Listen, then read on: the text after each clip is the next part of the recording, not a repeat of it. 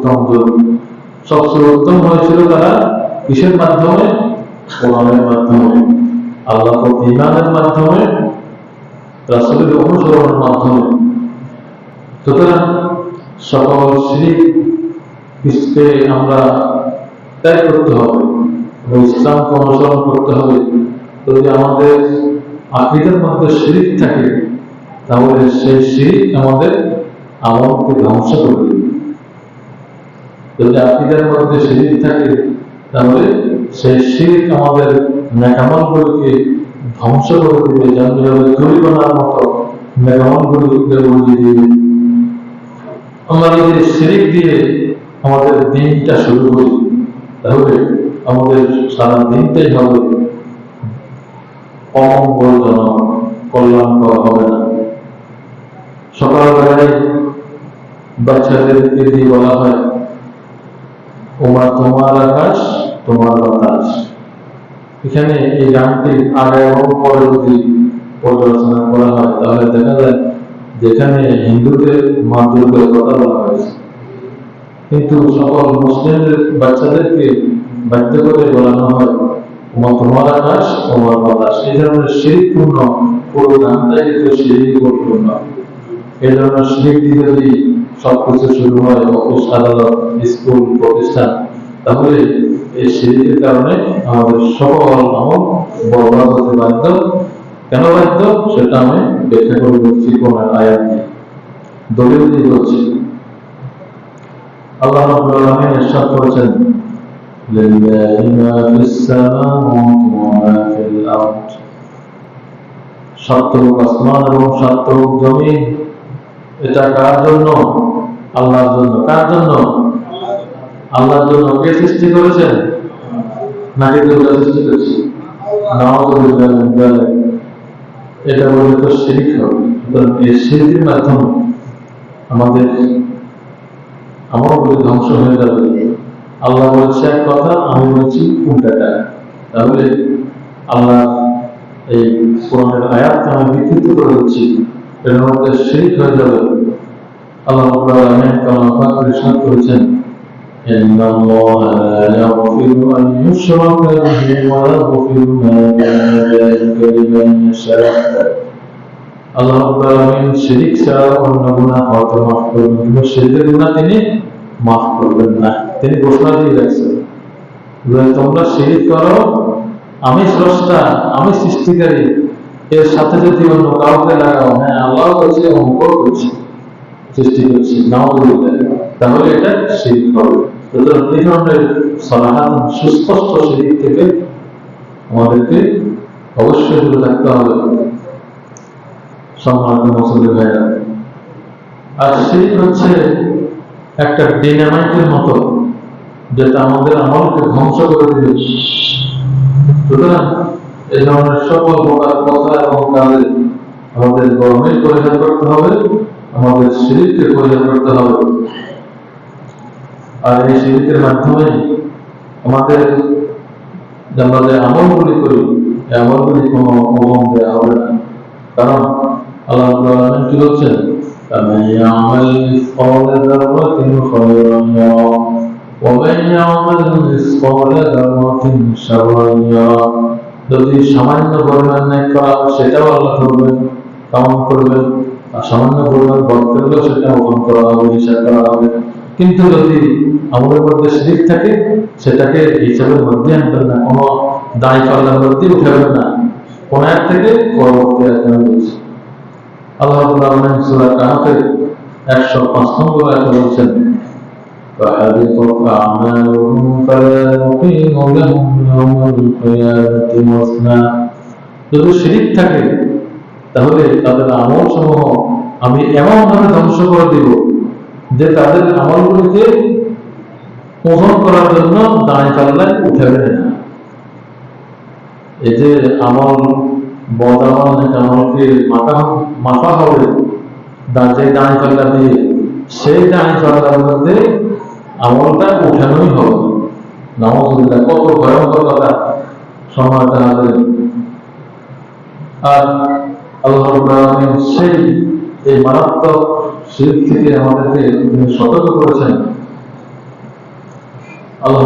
আলামিন অন্য আয়াতে আরো বলছেন وَقَدِمْنَا إِلَى مَا عَمِلُوا مِنْ عَمَلٍ فَجَعَلْنَاهُ هَبَاءً مَنثُورًا।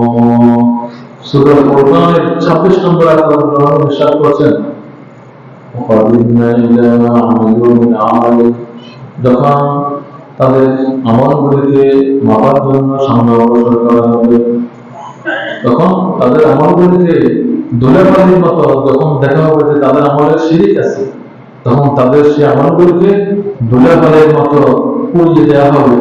তাহলে আমার এই শিরিকপূর্ণ আমলের আল্লাহর কাছে বিন্দু মাত্র কোনো দাম নেই। সুতরাং এই শিরিক থেকে, এই জঘন্য কাজ থেকে আমাদেরকে অবশ্যই দূরে থাকতে হবে। আল্লাহ রাব্বুল আলামিন তার রাসূলকে পাঠিয়েছেন আমরা তার রাসূলের অনুসরণ করার জন্য, রাসূলের অনুসরণের মাধ্যমে জান্নাত লাভের জন্য। আল্লাহ রাব্বুল আলামিন চাচ্ছেন যে আমার সকল বান্দা জান্নাতে যাক। আল্লাহ কাউকে জাহান্নামে দিতে চান না।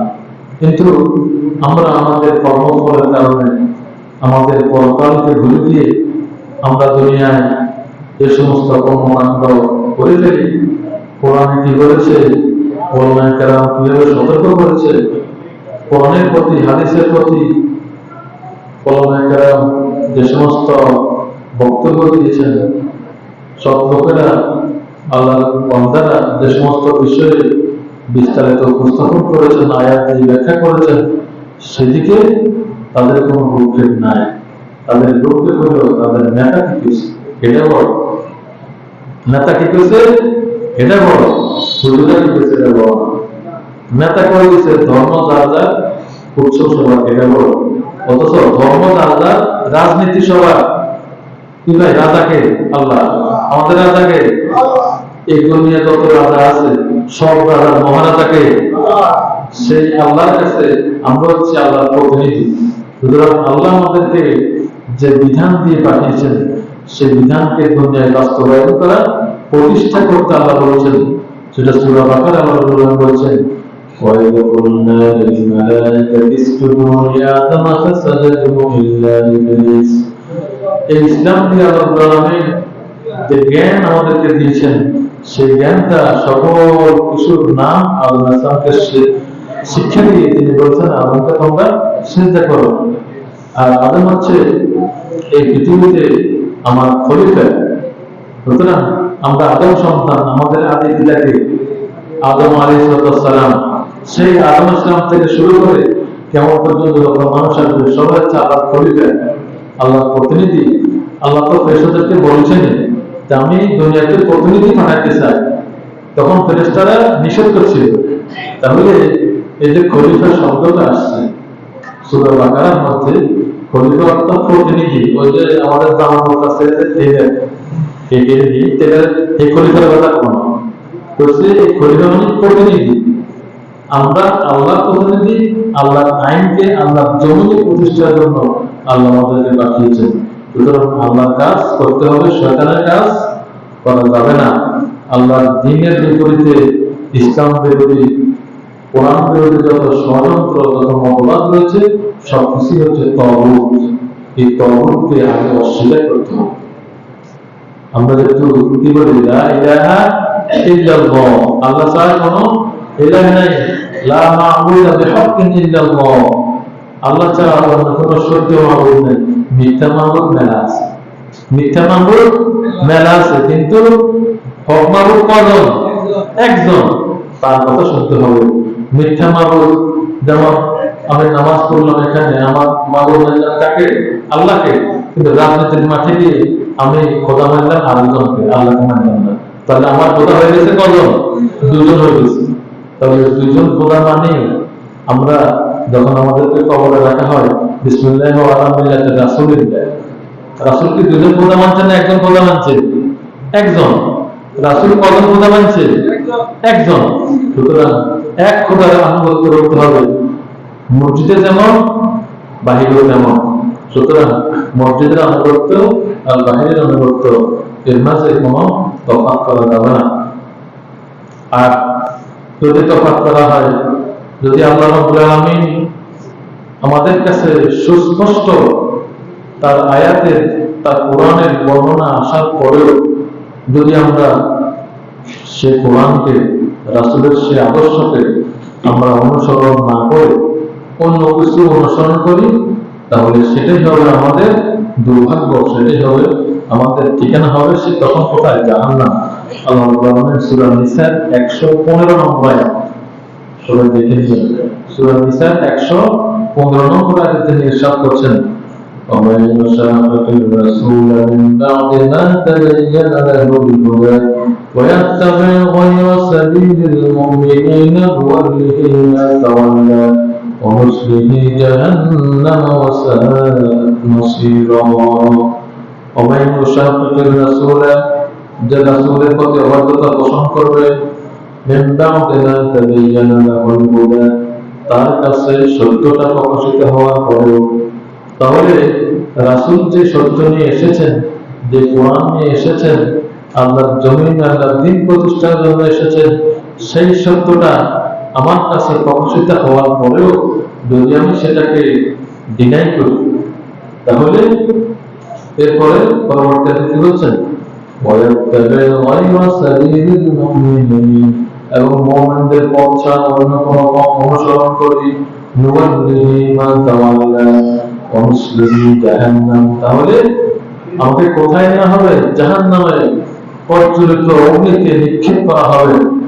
ওয়াসাআত মাসীরা, এটা হচ্ছে সবচেয়ে খারাপ একটা ঠিকানা, সবচেয়ে নিকৃষ্ট ঠিকানা হচ্ছে জাহান্নাম। সুতরাং আল্লাহর জমিন, আল্লাহর দ্বীন প্রতিষ্ঠা যারা বিরোধিতা করবে, তারা যে জাহান্নামে যাবে, তাদেরকে আমি আহ্বান করছি সূরা নিসার 115 নম্বর আয়াত অধ্যয়ন করার জন্য। সূরা নিসার 115 নম্বর আয়াতটা যদি আমি আপনি অধ্যয়ন করি, তাহলে আমরা কেউ আল্লাহর জমিনে আল্লাহর দ্বীন প্রতিষ্ঠার বিরোধিতা, রাসূলের আদর্শের বিরোধিতা আমরা করতেই পারি না। যদি আমি স্পষ্টভাবে এটা জানার পরেও বিরোধিতা করি, তাহলে আল্লাহর ঘোষিত সেই জাহান্নামে যেতে হবে। আল্লাহ রাব্বুল আলামিন যদি আমরা ভয় করি, তাহলে তার রাসূলকে অনুসরণ করতে হবে। যদি আমরা আল্লাহকে ভয় করি, আল্লাহর ভয় যদি আমাদের মনের মধ্যে থাকে, তাহলে আমরা রাসূলকে, রাসূলের আদর্শকে অনুসরণ করতে হবে। যেহেতু রাসূল হচ্ছেন আমাদের নেতা, রাসূল আমাদেরকে নেতা, আমরা যে চলবে কি করি, আল্লাহুম্মা সাল্লি আলা সাইয়্যিদিনা মুহাম্মদ, সাইয়্যিদ অর্থ কি? নেতা। আমাদের নেতাকে, আমার নেতা, তোমার নেতা বিশ্বনবী, সবাই দেন স্লোগান, আমার নেতা তোমার নেতা, আমার নেতা তোমার নেতা। আমরা দুরূদ শরীফে রাসূলকে নেতা হিসেবে আমরা ঘোষণা করছি। সুতরাং নেতা হিসেবে একমাত্র রাসূলই আমাদের অনুসরণযোগ্য নেতা। অন্য কেউ যারা কোরআন এবং ইসলামের বিরোধিতা করে, তারা আমাদের নেতা কোন অবস্থায় হতে পারে না। এই জন্য সম্মানিত হাজিরিন, তাহলে রাসূলের অনুসরণ করা ছাড়া আমাদের আর কোনো উপায় নেই। রাসূলের অনুসরণ না করলে জাহান্নাম। সম্মানিত মুসলিম ভাইরা, আল্লাহ রাসূল সাল্লাল্লাহু আলাইহি ওয়াসাল্লাম ছাড়া অন্য কোনো আদর্শ প্রতিষ্ঠা করাটাও হারাম, সেই আদর্শ প্রতিষ্ঠার জন্য চেষ্টা করাও হারাম, যেটা সূরা নিসার 115 নম্বর আয়াত দ্বারা আমরা বুঝছি। রাসূল ছাড়া অন্য কারো অনুসরণ করা যাবে না।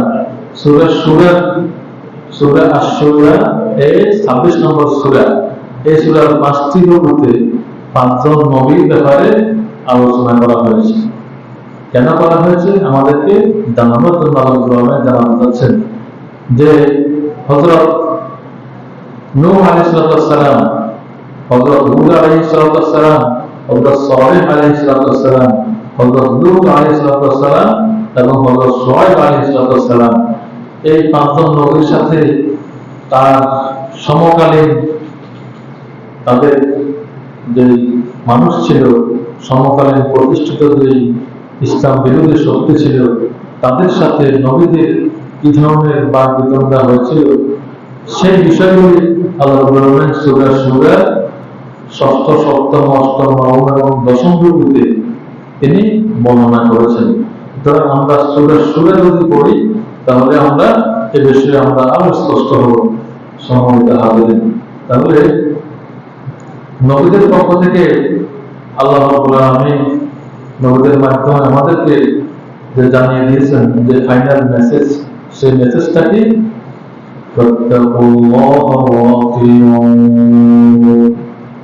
যেটা সূরা তাওবা 108, 110, 136, 141, 144, 150, 163 এবং 179 নম্বর আয়াতে এই সামারি, এই সব কিছুর সামারি হচ্ছে, শেষ কথা হচ্ছে ফাত্তাকুল্লাহ ওয়া আতিউন, তোমরা আল্লাহকে ভয় করো এবং আমার অনুসরণ করো। কে বলছে? মুহাম্মদ রাসূলুল্লাহ সাল্লাল্লাহু আলাইহি সাল্লাম আল্লাহর পক্ষ থেকে কোরআনের এই আয়াতের মাধ্যমে মানুষকে জানিয়ে দিয়েছেন, তোমরা একমাত্র আল্লাহকে ভয় করো এবং আমার অনুসরণ করো, আমার আদর্শ প্রতিষ্ঠা করো, অন্য কোনো আদর্শের পিছনে ঘুরি জাহান্নামে যাওয়ার দরকার নাই। সুতরাং আল্লাহ রাব্বুল আলামিন আমাদেরকে যে ইসলাম ধর্ম দিয়েছেন, এটি হচ্ছে পরিপূর্ণ জীবন ধর্ম, পরিপূর্ণ জীবন ব্যবস্থা। সুতরাং এই পরিপূর্ণ জীবন ব্যবস্থাতে আমাদেরকে সন্তুষ্ট থাকতে হবে। অন্য কোনো দিকে যদি আমরা হাত বাড়াই, তাহলে আমাদের জন্য এটাই প্রমাণিত হবে যে আমরা আল্লাহর ভয় আমাদের মধ্যে নাই। আমরা আখিরাতে একটা জিনিস আছে, আমরা সে বিষয়ে বিশ্বাস করি না। সুতরাং আখিরাতে যদি বিশ্বাস না থাকে, তাহলে তো আমি ইমান, যেটা সূরা বাকারার শুরুতে বলা হয়েছে, যারা মুমিন তাদের আখিরাতের প্রতি নিশ্চিত বিশ্বাস থাকতে হবে যে আমি দুনিয়ায় যে কাজগুলি করছি, পরকালে আমাদেরকে অবশ্যই হিসাব দিতে হবে। সুতরাং পরকালীন জবাবদিহিতার ব্যাপারে যদি আমরা সচেতন থাকি, তাহলে আমরা দুনিয়ায় রাসূলের আদর্শের বিরোধিতা, কোরআনের বিরোধিতা, ইসলামের বিরোধিতা আমরা করতেই পারি না, এটা অসম্ভব। আল্লাহ রাব্বুল আলামিন আজকের যে আলোচনা হয়েছে আমাদের সবাইকে আমল করার তৌফিক দান করুন। আমিন।